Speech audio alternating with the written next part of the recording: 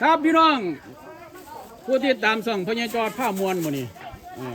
ผ้าพี่น้องมาเบิ่งบ้านโนนดอกแก้วมื้อนี้เพิ่น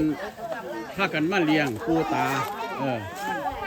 มื้อนี้มื้อสันวันดีก่อนสิเฮ็ดไห้เฮ็ดหน้าลงไห้ลงหน้า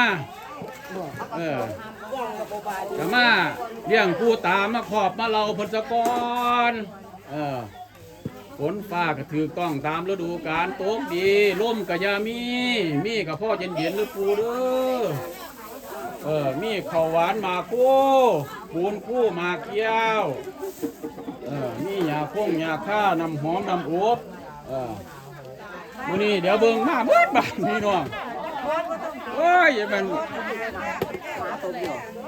ลูกหลานพนโนนแก้วจะแม่นดีหลายมาขอบมาเราปูสู่เฮือนสู่ซ่านคู่หนาคู่ตา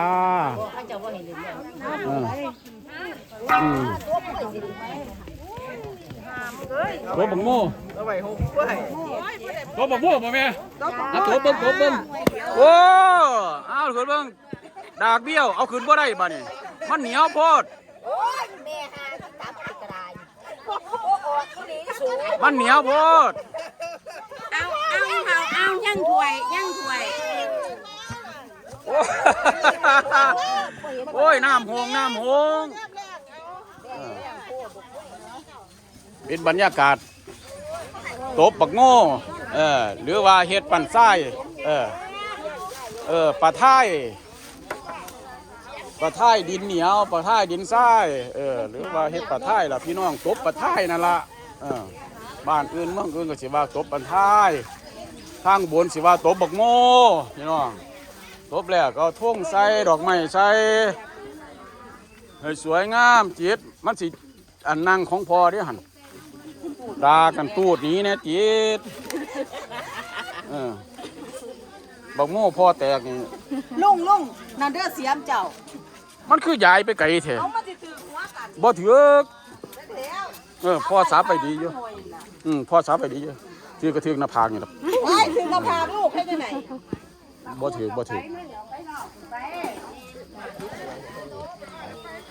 ถ่ายบรรยากาศเลี้ยงบ้านเลี้ยงปูตาให้พี่น้องบ้านเมือง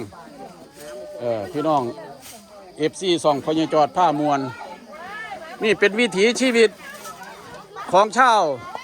อีสานก็ว่าได้พี่น้องหลายบ้านก็เลี้ยงไปแต่ว่านนี่มื้อนี้วันพฤหัสบดีเป็นมื้อสันวันดีเขาเจ้าก็เลี้ยงบ้านพี่น้อง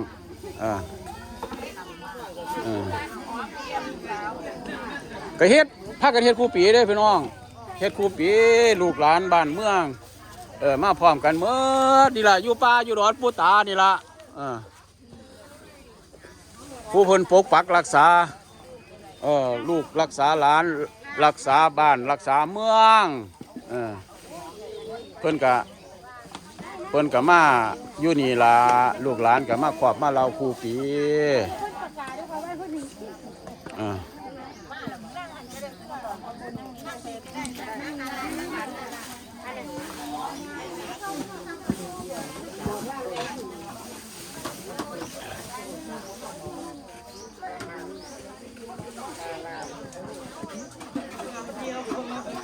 นี่ก็ห่อข้าวหวานพี่น้องหมากกู้ปูนเคียวอันนี้ก็หญ้าค่า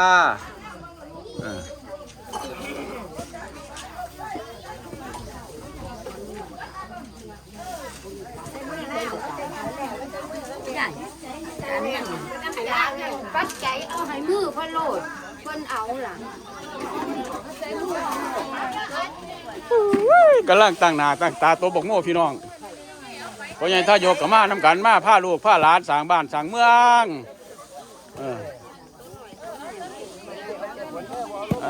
บ่เอาล่มก็ล่มเย็นๆธรรมดานี่ล่ะมันคือนางแก็บเจ้าน้อยมันสิลูกได้เยอะบ่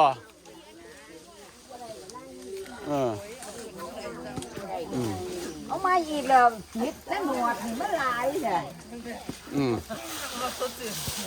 บ่สดชื่น